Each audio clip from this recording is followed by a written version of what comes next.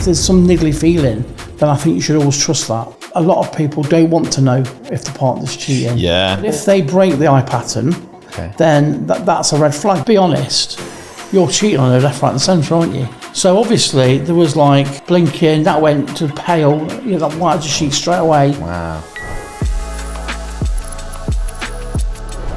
Everyone naturally thinks, how can I apply that to my own life? Absolutely. Like, how can I catch people out? I mean, the obvious one to me is interviewing. We've already, talked about in terms of, I've interviewed a lot of people, and I think early on, and when I should clarify, obviously we're doing an interview right now. When I'm talking about interviewing right now, I'm talking about interviewing for hiring positions. That's what I should have stated that up front. But I mean, talking about interviewing for hiring for positions, and early on, there were definitely times where I couldn't have known any sort of signals or any of the knowledge you have, but I just got a feeling of like, I'm not sure something's quite right here. And then you look at the CV and you think, yeah, but this person, they've got such and such and they're the best candidate. You go ahead to hire them, and then, a few months later you're thinking, oh, that wasn't right. We've now got issues. Do you think people's instincts on this stuff are good and should be trusted? Like, if you get the ick with someone, that's a good sign. Yeah, definitely. I mean, statistically, they say that without proper training,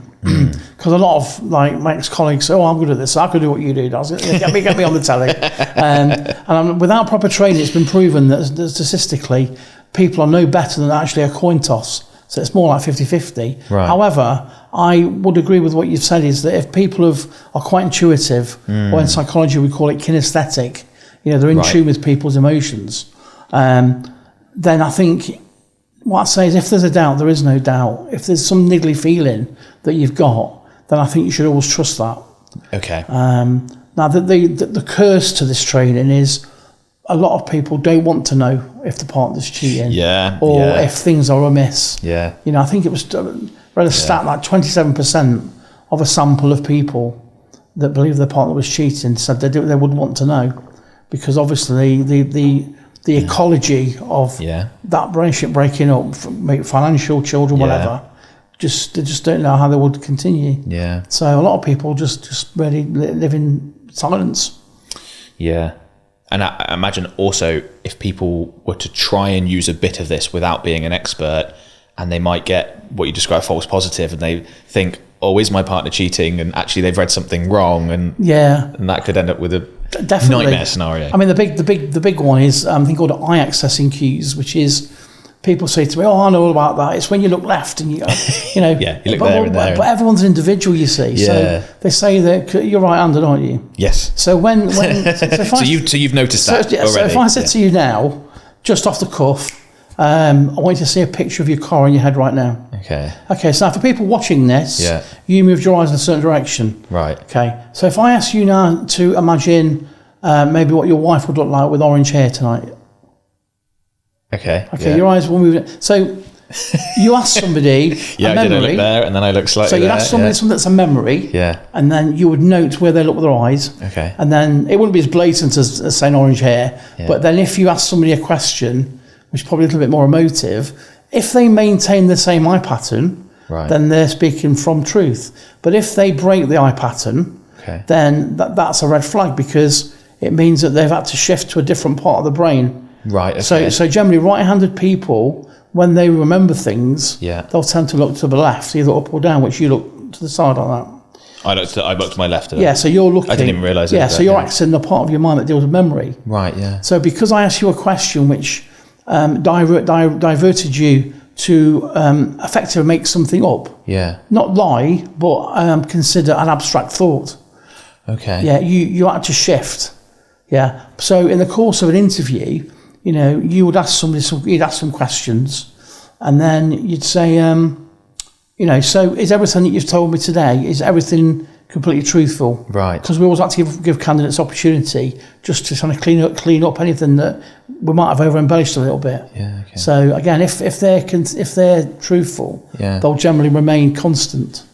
Whereas if they suddenly have even a slight hesitation, it's that hesitation that kind of gives it away. Yeah, that's really interesting. That was going to be my next question, around like specific things I could do in an interview to ask. So I've never asked a question like that to begin with, but that sounds like a good idea to actually ask that question.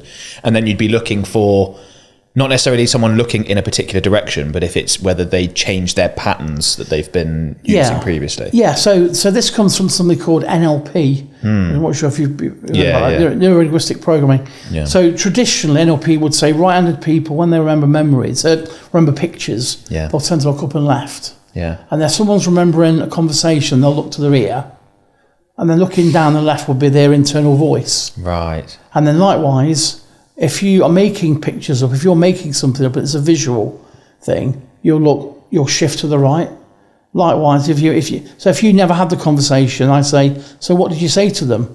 And you're just blagging it basically. Yeah. You'll generally, they say you'll look to that area.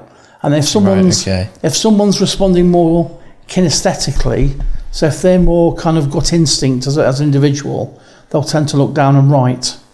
It means they're considering feelings. Right. Okay. So this is used not only in discovering deception, but also building rapport. So if you have got a candidate in front of you that generally looks up and left for information, you can pretty much put a good bet on that they're very visual. Is it harder to detect if people are lying from other cultures or if they're drunk? But I guess because you're trying to put together almost like a bespoke baseline for them, even if someone's from a different culture and they have different gestures or different tonality, you can still identify when it's differed from the norm.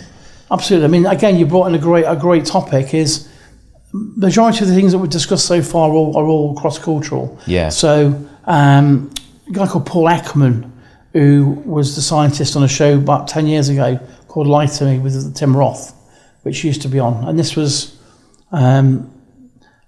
he used to work for the FBI and all that sort of stuff, so obviously a lot more kind of dramatic than what the stuff that I do, like Love Island. But basically, the Paul Ekman research was all based around, a lot of it was the facial expressions, called micro-expressions. So we discovered that no matter where you go in the world, no matter what culture you're from, there's 43 muscles in the face, right? And so we generally only demonstrate those 8 emotions.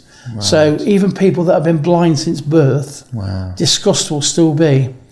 Really? Now, when I do training, I slow it right down, but they're literally a fifth of a second. So just a little flinch, little. So I mean, there was a great one last month. I went somewhere for something, and I was getting a coffee in this car. I was doing some training for a company, and then one of them just got promoted over the other one, and one says, "Oh, congratulations, babe! I'm really pleased for you." And I was like, "You're lying your ass off." I didn't say anything. I thought, you two-faced. But they're like the best of mates. Wow. They both went for the job, you see. Yeah. So she became her manager then. But I was like... Not happy for her in the slightest. So, but the thing with this is, again, some people don't want to know. Like, if I knew someone's partner's cheating, I'm not going to suddenly go up and say, oh, by the way, blah, blah, blah. Some people don't want to know. Yeah. So it's... sometimes you get placed in a precarious position because I had a very good friend and I did know that something was going on. And I played it this way because she kind of thought, she says, we have a word with him, will you read him for me? And I said, I don't really do this, for friends, but this particular person was in a certain job where they were going away for like 6 weeks at a time, like on the oil rigs or something. And they were coming back, every 6 weeks they'd come back. 6 weeks? Yeah. So every 6 weeks they'd come back for 2 weeks. Right. So anyway, she'd picked up certain things when he was home, like he'd be in the toilet and he'd be on WhatsApp and things like that. And a few other things that she'd picked up on.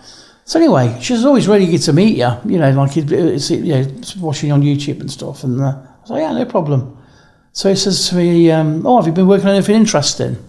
So I said, yeah, definitely. Now, what I did was I fed him a story, and I'll say it, then it'll make sense. So I said to him, yeah, I'm working on a case at the moment, actually, where a woman's cheating on her husband.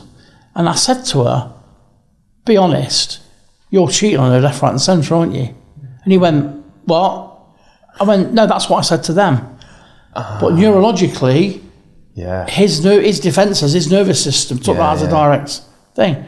So obviously there was like blinking, that went to pale, that white as a sheet straight away. Wow. So, for example, like we shook hands when we started this interview.